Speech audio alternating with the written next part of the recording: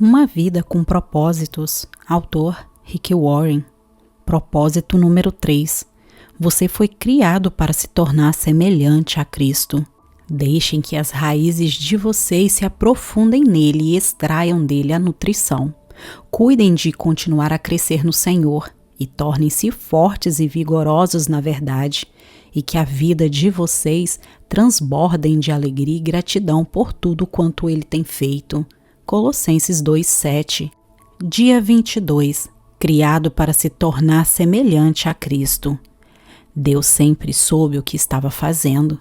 Ele decidiu desde o princípio mudar a vida daqueles que o amam pelos mesmos padrões da vida do Filho. Nele, vemos a vida humana em sua forma original. Romanos 8:29. Quando olhamos para o Filho, vemos o propósito original de Deus em toda a criação. Colossenses 1:15. Você foi criado para se tornar semelhante a Cristo. Desde o princípio, o plano de Deus é fazê-lo semelhante a seu Filho Jesus. Este é o seu destino e o terceiro propósito de vida. Deus anunciou esse intento já na criação. Disse Deus: façamos o homem à nossa imagem e semelhança. Gênesis 1:26. Em toda a criação, somente o ser humano foi feito à imagem de Deus. Esse é um grande privilégio que muito nos honra. Não podemos absorver tudo que essa frase abrange, mas com certeza é possível analisar alguns aspectos. Assim como Deus, somos seres espirituais. Nosso espírito é imortal e sobreviverá ao nosso corpo terreno. Somos intelectuais, podemos pensar, ponderar e solucionar problemas. Como Deus, o ser humano é relacional. Podemos dar e receber amor verdadeiro. Somos dotados de consciência moral. Podemos discernir entre o certo e o errado, o que nos torna responsáveis diante de Deus. A Bíblia diz que todas as pessoas, não apenas os cristãos, detêm parte da imagem de Deus. Esse é o motivo pelo qual o assassinato e o aborto são um erro. Mas a imagem está incompleta e foi danificada e distorcida pelo pecado. Então Deus enviou Jesus para restaurar a imagem em sua plenitude que havíamos perdido. Com o que se parece a plena imagem e semelhança de Deus? Ela se parece com Jesus Cristo. A Bíblia diz que Jesus é a imagem exata de Deus, a imagem do Deus invisível e a expressão exata do seu ser, segundo Coríntios 4:4. As pessoas usam frequentemente a expressão tal pai, tal filho para se referir à semelhança entre ambos. Quando as pessoas percebem a semelhança entre mim e meus filhos, isso me agrada. Deus também quer que os filhos dele manifestem sua imagem e semelhança. A Bíblia diz: você foi criado para ser semelhante a Deus em justiça e em santidade. Efésios 4:24. Deixe-me ser absolutamente claro. Você jamais se tornará Deus ou mesmo um Deus. Essa mentira impregnada de arrogância é a mais antiga tentação de Satanás. Ele prometeu a Adão e Eva que, se seguissem seu conselho, seriam como deuses. Gênesis 3:5. Muitas religiões e filosofias da nova era ainda promovem a velha mentira de que somos divinos e podemos nos tornar deuses. O desejo de ser divino manifesta-se toda vez que tentamos controlar as circunstâncias, o futuro e as pessoas ao redor. Na condição de criaturas, porém, jamais seremos o Criador. Deus não quer que você se transforme em um Deus, e sim que se torne como Ele, que assuma valores, atitudes e caráter próprio dele. A Bíblia diz: agora é hora de ter um estilo de vida totalmente novo, zerado, uma vida planejada por Deus, renovada a partir de dentro, uma vida que muda para melhor a conduta de vocês e que faz o caráter de Deus tornar-se realidade em nossa vida. Efésios 4:22. O supremo objetivo de Deus para a sua vida aqui não é o conforto, e sim o desenvolvimento do caráter. Ele quer que você cresça espiritualmente e se torne semelhante a Cristo. Tornar-se semelhante a Cristo não significa perder a personalidade ou se tornar autômato. Deus criou em você um caráter único. Portanto, é óbvio que não pretende destruí-lo. Ser semelhante a Cristo consiste em essência, na transformação do caráter, não da personalidade. Deus quer que você desenvolva o tipo de caráter descrito nas bem-aventuranças de Jesus, no fruto do Espírito, no notável capítulo de Paulo sobre o amor e nas características de uma vida produtiva e eficiente descrita por Pedro. Toda vez que se esquecer de que o caráter é um dos propósitos de Deus para a sua vida, você ficará frustrado diante da situação que estiver enfrentando. Você pensa: por que isso está acontecendo comigo? Por que eu estou passando por momentos tão difíceis? Uma resposta poderia ser que a vida é necessariamente difícil, pois é isso que nos possibilita crescer. Lembre-se de que aqui não é o céu. Muitos cristãos interpretam erroneamente a promessa de Jesus acerca da vida completa, em João 10:10, como se isso significasse saúde perfeita, estilo de vida confortável, felicidade ininterrupta, plena realização dos sonhos e alívio instantâneo dos problemas por meio da fé e da oração. Em suma, acreditam que a vida cristã seja fácil e vivem à expectativa de um céu terreno. Essa perspectiva egocêntrica considera Deus uma espécie de gênio da lâmpada que existe tão somente para nos servir em nossa busca egoísta de realização pessoal. Mas Deus não é o nosso criado, e caso nos deixemos levar pela ideia de que a vida deve ser fácil, ficaremos grandemente desapontados ou viveremos uma constante recusa em aceitar a realidade. Nunca se esqueça de que a vida não gira em torno de você. Você existe para o propósito de Deus, não o contrário.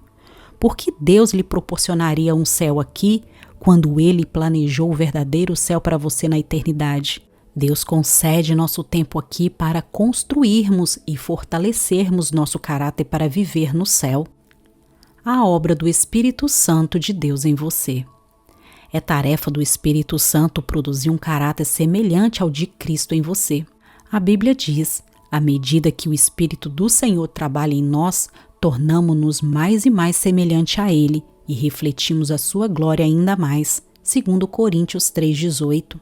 O processo pelo qual nos tornamos mais semelhantes a Jesus é chamado santificação, que é o terceiro propósito de vida neste mundo. Você não pode produzir o caráter de Jesus por esforço próprio. Decisões de ano novo, força de vontade e as melhores intenções não são suficientes. Somente o Espírito Santo tem poder para realizar as transformações que Deus deseja em nossa vida.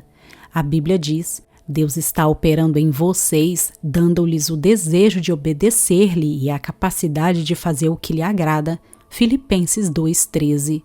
Mencione o poder do Espírito Santo. E muitas pessoas imaginarão manifestações miraculosas e emoções intensas. Mas na maioria das vezes, esse poder atua em sua vida de maneira discreta e silenciosa, de modo que você às vezes nem a percebe. Ele frequentemente nos toca como uma brisa suave. 1 Reis 19:12. As características de Cristo não são produzidas por imitação, mas por habitação. Permitimos que Cristo viva por meio de nós, pois esse é o segredo. Cristo vive em vocês. Colossenses 1:27. E como isso acontece na sua vida real? Pelas escolhas que fazemos. Escolhemos fazer a coisa certa nas diversas situações de nossa vida, confiando que o Espírito Santo de Deus nos concederá força, amor, fé e sabedoria para agir. Uma vez que o Espírito de Deus vive em nós, essas coisas estão sempre à disposição quando necessárias. Devemos cooperar com a obra do Espírito Santo. Por toda a Bíblia, vemos uma importante verdade ilustrada repetidamente.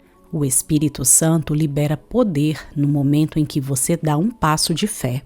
Josué deparou com um obstáculo intransponível: as águas transbordantes do Rio Jordão, que recuaram somente depois que os líderes pisaram na água corrente, num ato de obediência e fé. Josué 3:13. A obediência libera o poder de Deus. Deus espera que você haja primeiro.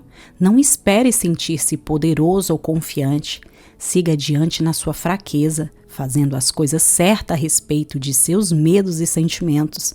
É assim que você coopera com o Espírito Santo. Essa é a forma do seu caráter se desenvolver.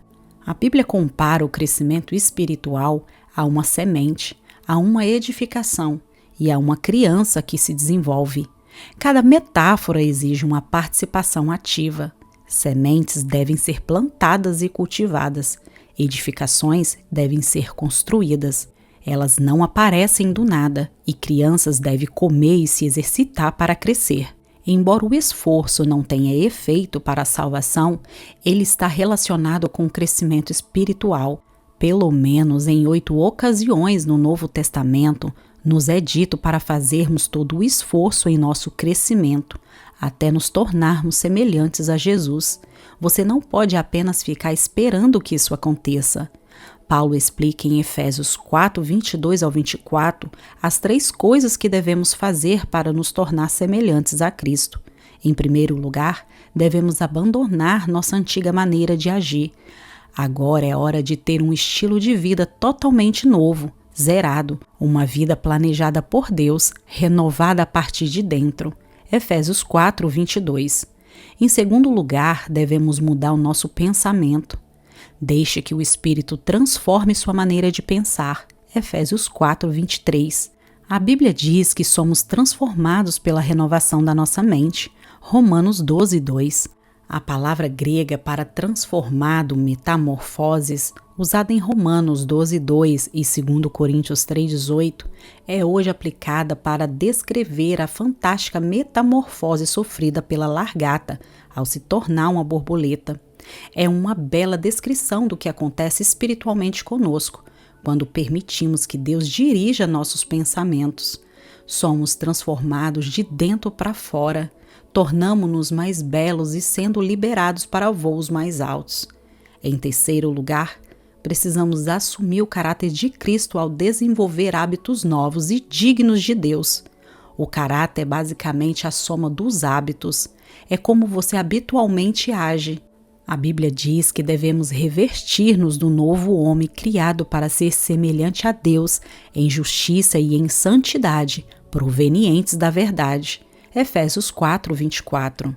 Deus usa sua palavra, as pessoas e as circunstâncias para nos moldar. São 3 fatores indispensáveis ao desenvolvimento do caráter. A palavra de Deus proporciona a verdade de que precisamos para crescer. Os filhos de Deus contribuem com o apoio de que necessitam para crescer e as circunstâncias promovem o ambiente para pormos em práticas as características de Cristo. Se você estudar e aplicar a palavra de Deus, reunir-se regularmente com os outros fiéis e aprender a confiar no Senhor nos momentos difíceis, garanto que se tornará mais parecido com Jesus. Veremos cada um desses fatores de crescimento nos capítulos a seguir. Muitos presumem que estudo bíblico e oração é tudo o que necessitamos para crescer espiritualmente. Mas algumas questões da vida nunca serão transformadas somente pelo estudo bíblico e pela oração. Deus usa pessoas. Ele prefere agir por meio delas a realizar milagres. Assim passamos a depender um dos outros para alcançar a comunhão. Ele quer que cresçamos juntos. Em algumas religiões, as pessoas consideradas mais santas e maduras espiritualmente são aquelas que se isolam das outras em monastérios no topo de montanhas, afastadas do pernicioso contato com os outros seres humanos. Trata-se de um erro grosseiro. A maturidade espiritual não é uma busca individual e solitária. Você não pode crescer à semelhança de Cristo em isolamento. Você deve ter pessoas à volta e interagir com elas. Precisa fazer parte de uma igreja e de uma comunidade. Por quê? Porque a verdadeira maturidade espiritual diz respeito a aprender a amar como Jesus amou. E você não pode ser semelhante a Jesus na prática sem se relacionar com outras pessoas. Lembre-se, tudo consiste no amor, amar a Deus e amar os outros. Tornar-se semelhante a Cristo é um lento e longo processo de crescimento. A maturidade espiritual não é instantânea nem automática. É um desenvolvimento que se prolonga por toda a vida. A respeito desse processo, Paulo afirma: isso irá continuar até que sejamos maduros como Cristo, e seremos totalmente semelhantes a Ele. Efésios 4:13. Você é uma obra em construção. Sua transformação espiritual no que se refere a desenvolver o caráter de Jesus durará o restante de sua vida e mesmo assim não será completada aqui. Só terminará quando você for para o céu ou quando Jesus voltar. Então, qualquer particularidade ainda não desenvolvida do caráter se resolverá.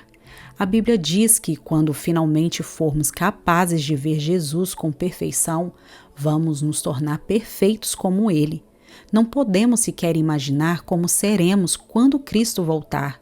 No entanto, sabemos que quando Ele chegar, seremos semelhantes a Ele, pois o veremos como Ele realmente é. 1 João 3:2.